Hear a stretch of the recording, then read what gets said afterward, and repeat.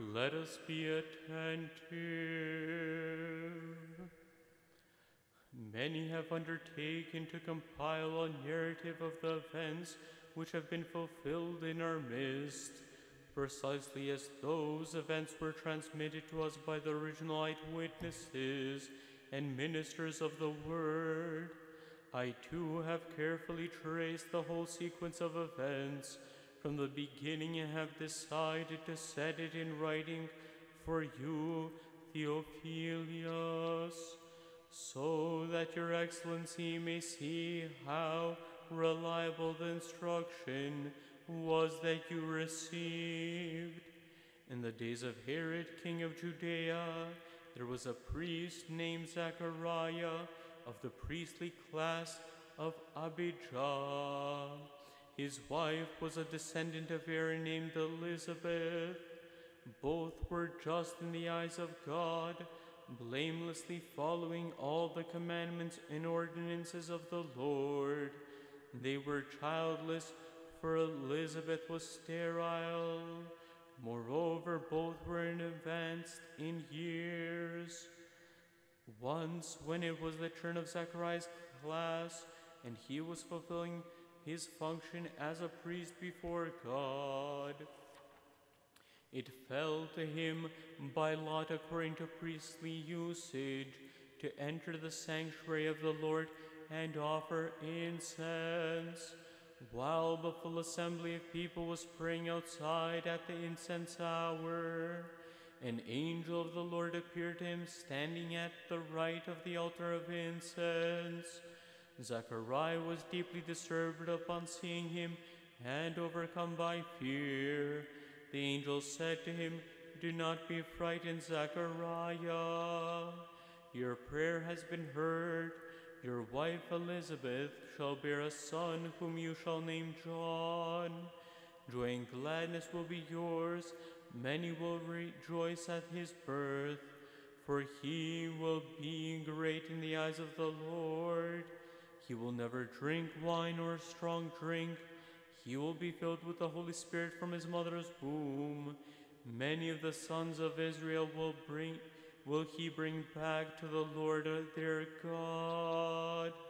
God himself will go before him in the spirit and power of Elijah, to turn the hearts of fathers to their children, and the rebellious to the wisdom of the just, and to prepare for the Lord a people well disposed."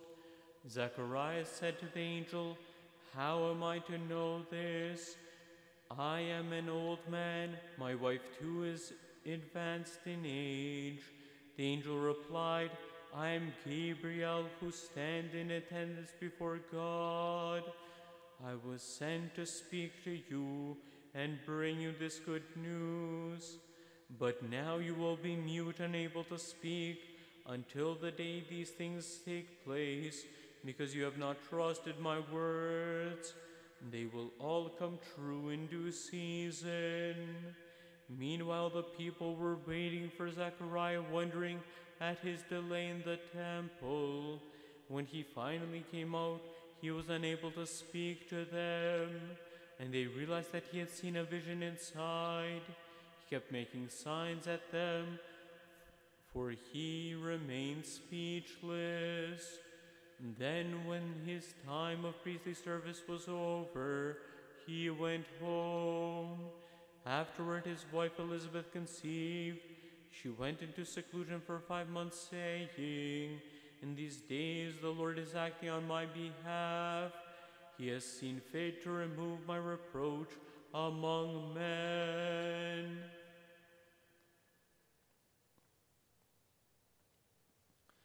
When Elizabeth's time for delivery arrived, she gave birth to a son.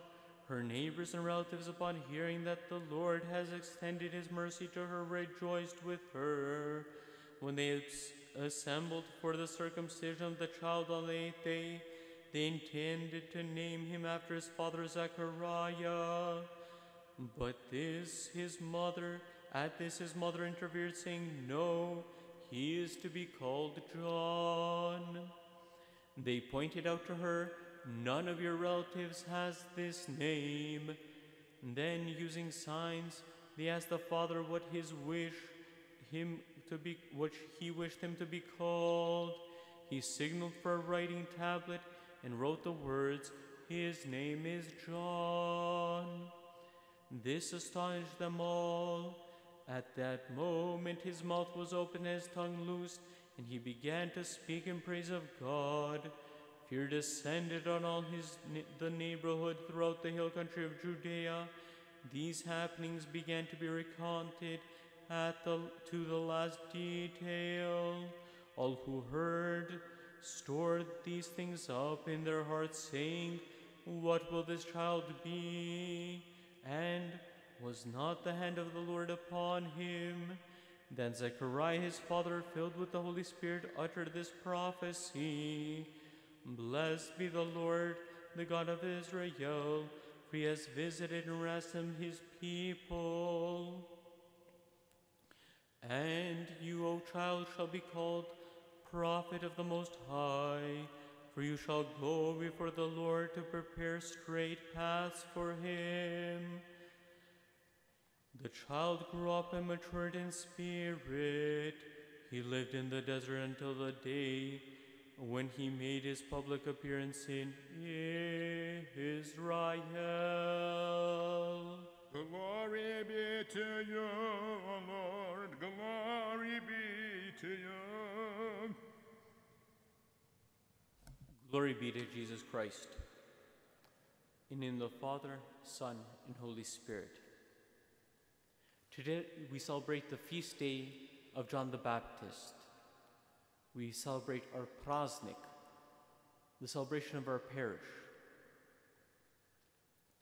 And even though we celebrate, we are limited in our celebration because of the circumstances of everything that's going on. Unfortunately, we can't go down into our hall and all celebrate together as we normally would have, or even outside and all gather together. Things have had to change because of this situation. And I know that a lot of us are pretty tired of everything that's going on. I think a lot of people are frustrated with the way this year has been going, are angry at everything that's happened, are just upset at all the things we're missing out on.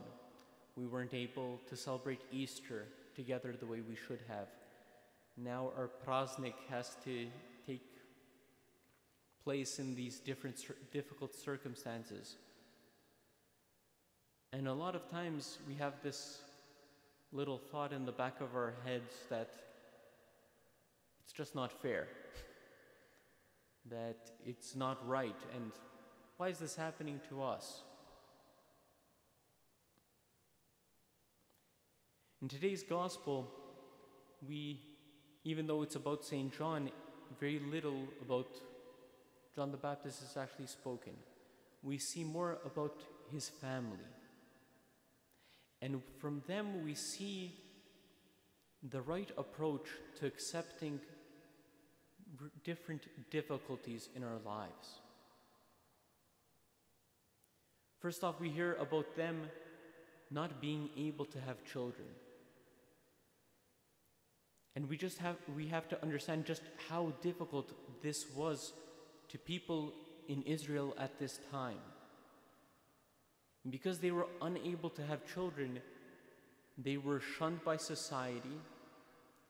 It was seen as them being punished by God.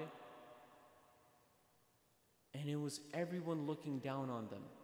Even though they were both from a priestly family, they were righteous people, as it says, who kept all of God's precepts and ordinances. And yet still, everyone thought they were bad people. And I'm sure it would have been easy for them to say, that's not fair. Why is this happening to me? To just give up. But they didn't. They stayed loyal to God. The father of John the Baptist, Zechariah, still performed all his duties to the best of his abilities. He went to the temple and served his term. When it was his turn, he went in to do what he was supposed to do. And not only that, after the angel speaks to him, he still takes the time to finish his duty, because the people outside were waiting for him, wondering what had happened. And what's most interesting is after that, he doesn't run home to tell his wife about this glorious news. No, he stays in Jerusalem until the end. Because it says, then when his time of priestly service was over, he went home. So he continued his priestly service, even though he had lost the ability to speak, even though everyone else thought he had been cursed for all these years, even though he knew this amazing miracle was about to take place. He still stayed loyal to his service to God. And Saint Elizabeth, the mother of John the Baptist, who also was looked down upon, when she finally became pregnant, when she finally felt that joy. A lot of times when something good happens, our first reaction is to tell everyone. Sometimes, unfortunately, when people have been putting us down, our first reaction might be to kind of brag to them, to kind of rub their nose and see, show them, no, you were wrong. I was right, see? It happened the way I said. And yet she doesn't do any of that.